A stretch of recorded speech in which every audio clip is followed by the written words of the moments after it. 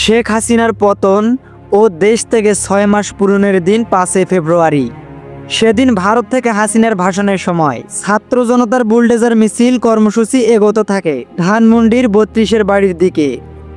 বিক্ষুব্ধ ছাত্র জনতার টানা ২ দিন ভাঙন কর্মসূচির মাধ্যমে ধানমন্ডি ৩২-এর বাড়ি মাটিতে গুঁড়িয়ে দেয়। এরপর সেখানে বিভিন্ন স্থান পর্যবেক্ষণ করে নতুন একটি ভবনের আন্ডারগ্রাউন্ডে আয়নাঘর আছে বলে দাবি করে উপস্থিত ছাত্র জনতা। ধানমন্ডির ৩২-এর পাশেই নতুন নির্মাণ করা একটি ভবনের আন্ডারগ্রাউন্ডে বেশ কয়েকটি তালা পানিতে নিমজ্জিত ছিল।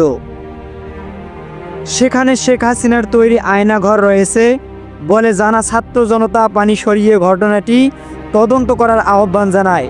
পরবর্তীতে ৯ ফেব্রুয়ারি দুপুর থেকে ফায়ার সার্ভিসের একটি দল পানি নিষ্কাশনের কাজ শুরু করে।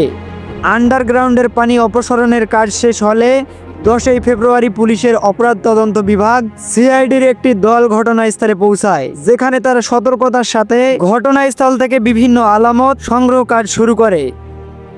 সিআইডি তদন্তর আগেই ৩২-এর আন্ডারগ্রাউন্ডে মানুষের হাড়গোড় পাওয়ার খবর ছড়িয়ে পড়ে সামাজিক যোগাযোগ মাধ্যমে। তবে সিআইডি তদন্ত করার পর আসলেও হাড়গোড় বেশ কিছু আলামত সংগ্রহ করা হয় আলোচিত ধানমন্ডির আন্ডারগ্রাউন্ড থেকে। সিআইডির ক্রাইম সিনের দল সব আলামত ল্যাবে পরীক্ষা করার জন্য নিয়ে গেছে জানা যায়। এদিকে সামাজিক যোগাযোগ মাধ্যমে আয়নাঘর বা বন্দিশালা নামে ভাইরাল ৩২-এর আন্ডারগ্রাউন্ড থেকে পাওয়া হাড়গোড় আওয়ামী লীগ দ্বারা নির্যাতিত কোনো ব্যক্তি নাকি পরিত্যক্ত পরিবেশে মারা যাওয়া কোনো প্রাণীর, সেটি কিছুদিনের মধ্যেই সিআইডির প্রকাশিত প্রতিবেদনে পরিষ্কার করা হবে।